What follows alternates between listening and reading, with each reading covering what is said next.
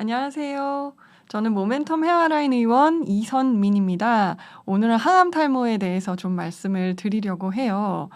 사실은 항암 치료를 받으시는 환우분들이 암도 암이지만 탈모 때문에 굉장히 힘들어하시는 거를 많이 봤어요. 그래서 관심을 많이 가지게 됐고요. 제가 원래는 방사선 종양학과 전문의인데 암 환자들을 보면서 이런 것 때문에 조금 삶의 질이 더 떨어지는 게 안타까웠습니다. 그래서 지금은 본격적으로 모발 이식이랑 탈모 치료를 하고 있고요. 그래서 제가 환자분들 얘기를 들으면서 좀 '아 이거는 꼭 말씀을 드려야겠다. 예방법으로 굉장히 중요한 게 있는데 이걸 모르신다.' 그래서 예방법 하나, 그리고 치료에 대해서도 너무 늦게 오세요. 10 년쯤 지나서 오시고 해서 안타까운 적이 많았는데, 치료도 치료법 중요한 것들이 이제 3 가지가 있다. 이 말씀을 드리고 싶습니다. 그래서 먼저 항암 탈모가 뭔지 말씀을 좀 드리면, 우리가 생각하는 그게 맞아요. 항암제를 맞고 머리가 우수수 빠지고, 그래서 머리를 밀게 되고 이런 안타까운 머리카락의 손실을 얘기를 하죠.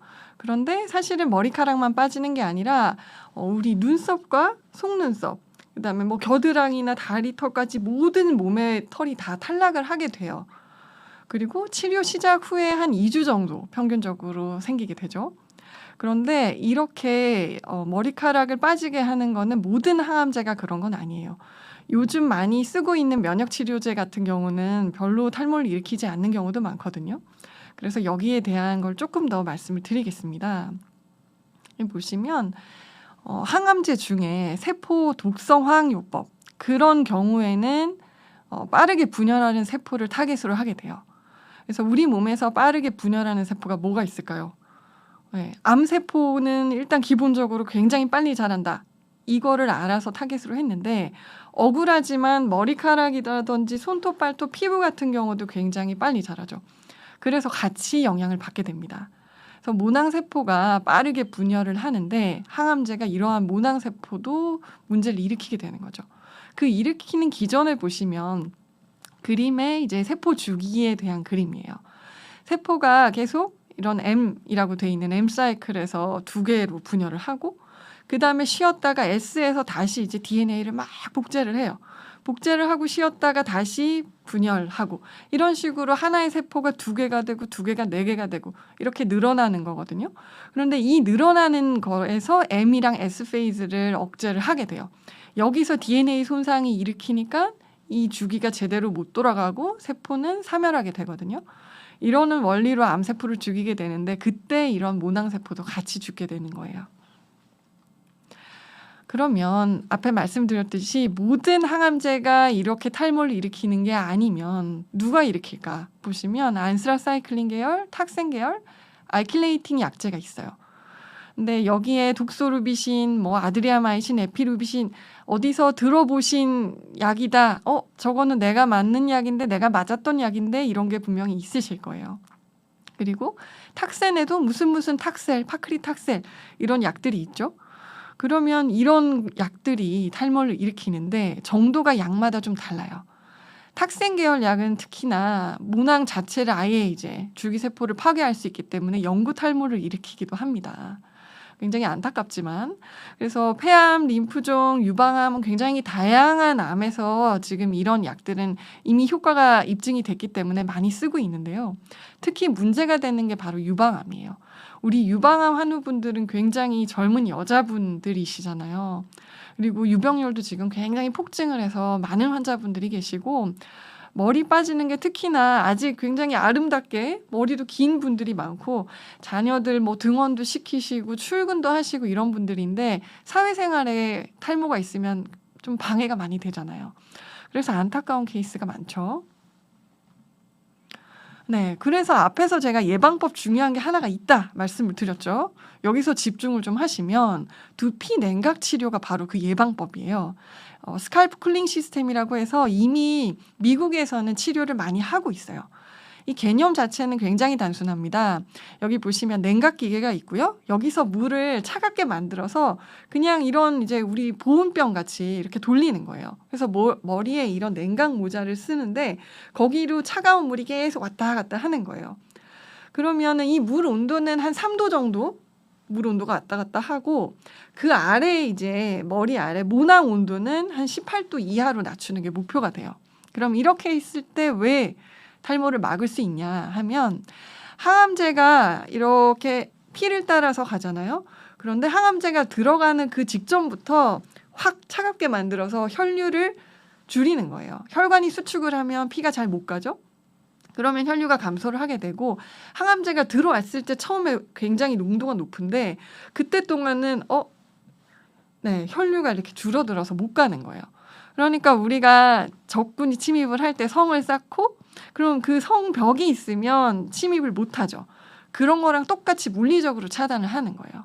그래서 모낭에 항암제가 가는 거를 막아서 그동안 보호를 하고 항암제가 다 들어갔잖아요.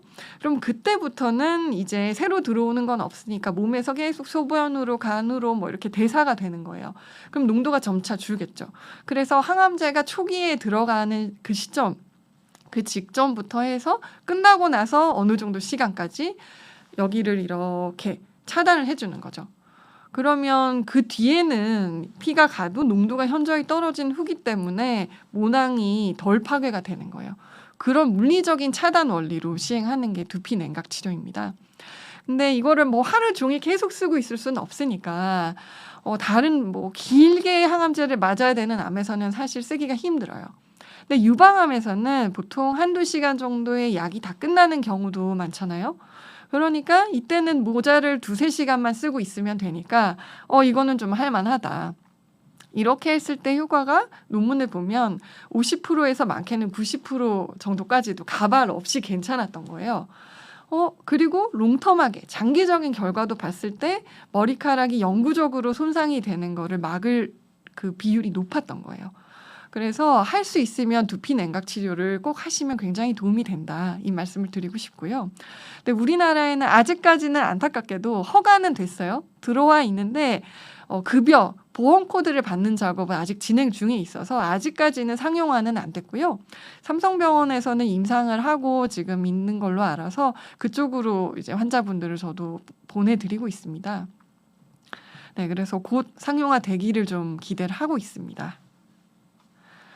네, 그리고 그러면 이런 두피 냉각 치료를 못 받았다. 그래서 머리가 빠지고 그냥 이렇게 밀고 어쩔 수 없이 이런 분들은 어떻게 관리를 해야 될까요? 이 문의도 많이 주시는데 핵심적인 거는 자극을 줄이는 거예요. 그러니까 두피 말씀드렸지만 머리만 빠지는 게 아니라 여기 스칼프, 우리 두피라든지 피부 같은 데도 영향을 다 받잖아요. 그러면 이렇게 약해진 피부를 어떻게 보호를 하느냐? 일단 샴푸부터 바꿔야 돼요. 우리가 쓰는 일반적인 거품이 잘 나는 세정력이 좋은 샴푸가 아니라 거품이 좀 덜 나고 알코올 함유가 없고 중성 샴푸, 성분이 착한 합성 계면활성제가 없는 그런 샴푸를 쓰시고요. 저녁에는 이제 미온수로 잘 감고 헹구고 그다음에 낮은 온도의 바람으로 말리는 걸 추천을 드려요.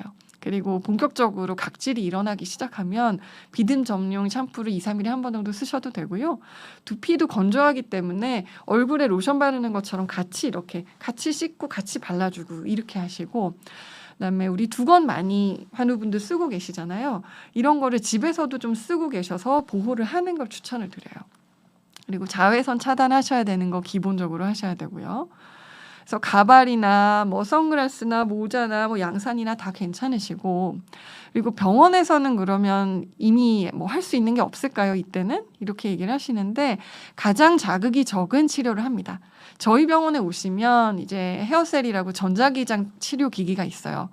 그리고 이제 저출력 레이저 치료 기기가 있거든요. 이렇게 두 가지랑 이제 모발을 보호하는 그런 성분들을 조합을 해서 굉장히 비침습적인 치료를 아프지 않게 이렇게 쐬는 거죠. 그러면 머리가 빠지는 거를 막지는 못해도 그래도 두피에 이런 보호를 좀 하고 덜 빠지게 그리고 나중에 회복이 됐을 때 더 잘 올라올 수 있게 땅을 다져주는 역할을 해요. 제가 보통 이제 모발을 심거나 이렇게 보호하는 거를 나무를 심는 거에 비유를 많이 하거든요. 근데 보시면 땅이 튼튼해야 나무도 굉장히 잘 자랄 거 아니에요. 항암제가 와서 어쩔 수 없이 빠지더라도 빠지는 정도와 회복하는 정도는 사람마다 굉장히 다를 수가 있어요. 그래서 그렇기 때문에 이런 치료가 도움이 될 수가 있고 적절한 영양 섭취와 스트레스 관리도 굉장히 중요하다고 말씀을 드리고 싶어요. 그래서 영양제를 많이 물어보시는데 사실은 균형 있게 식습관을 하면 그게 제일 중요하고요. 단백질 잘 챙겨 드시고 비타민 C, 비타민 D, 오메가 3, 비오틴, 맥주효모 이런 영양제들 다 좋습니다. 그래서 충분히 잘 드시는 게 중요하다. 이렇게 말씀을 드리고요. 네, 그러면 항암 치료가 끝났어요. 근데 머리가 다 빠졌다.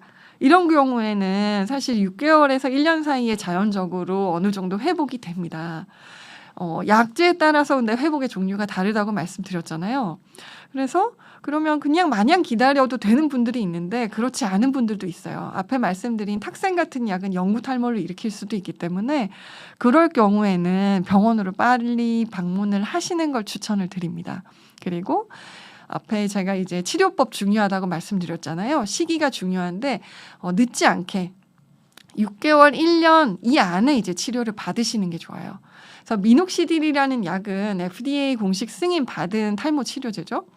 그래서 약국에서 그냥 사셔가지고 이거는 내가 열심히 발라주면 돼요. 하루에 한 번씩 그 정해진 용법을 지켜서 두피에 충분히 이렇게 도포를 해주시면 혈류를 좋게 해서 탈모를 예방하고 재성장을 촉진할 수가 있어요. 그렇게 해서 머리카락이 점차 굵어지게 하는 효과가 있고요. 모낭주사 같은 경우는 항암제가 이제 끝났어요. 그러면 그 뒤부터 시작을 할 수가 있는데 너무 늦게 오시면 모낭이 이미 죽은 후에 오시면 소용이 없어요. 아무리 주사를 해도 다시 나지 않아요.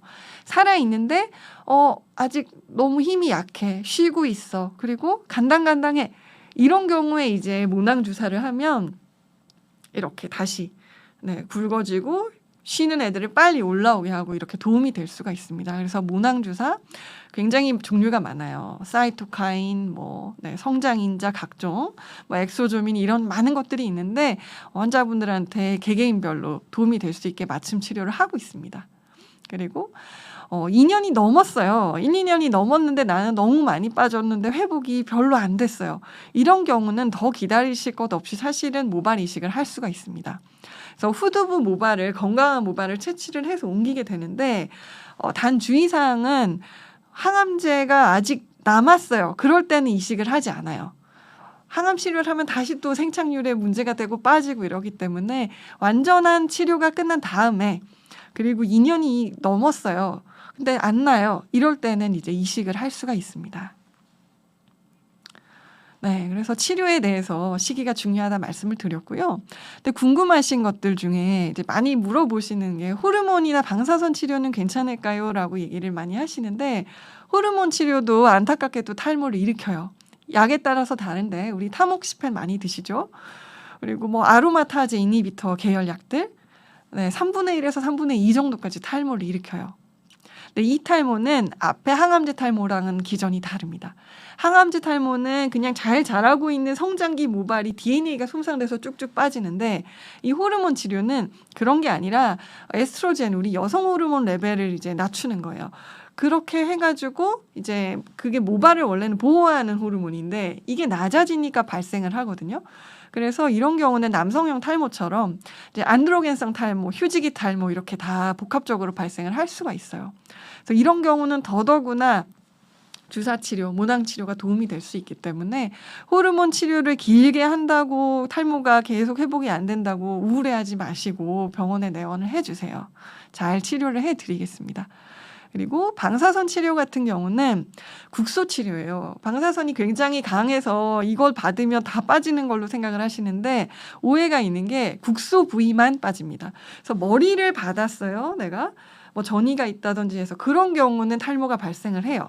그게 맞는데 유방에만 받으신 분들은 머리는 안 빠지니까 걱정 안 하셔도 됩니다. 그나마 다행이고요. 그다음에 이제 염색은 언제부터 가능할까요? 얘기를 하시는데 항암 치료가 끝났다고 해도 6개월 정도는 염색을 하지 않는 걸 추천을 드려요. 앞에 말씀드린 대로 회복하는 게 6개월에서 1년은 걸리잖아요. 그런데 회복도 안 됐는데 염색약이 들어가면 모발이 더 손상을 받을 수가 있기 때문에 염색약은 조금 더 기다리시기를 추천을 드립니다. 네, 이상으로 말씀을 좀 드렸고요. 더 궁금하신 사항이 있으시면 저희 병원으로 언제든지 문의를 주시고요. 카카오톡, 뭐 네이버 톡톡 다 괜찮습니다. 그래서 언제든지 환우 여러분들과 함께 하고 있고 항암 탈모에 대해서는 사실은 제가 가장 잘 알지 않을까 자부를 하고 있습니다. 그래서 지금 너무 우울하고 힘드시겠지만 머리 빠지는 것 때문에는 더 이상 아파하지 마시고 내원을 해 주세요. 감사합니다.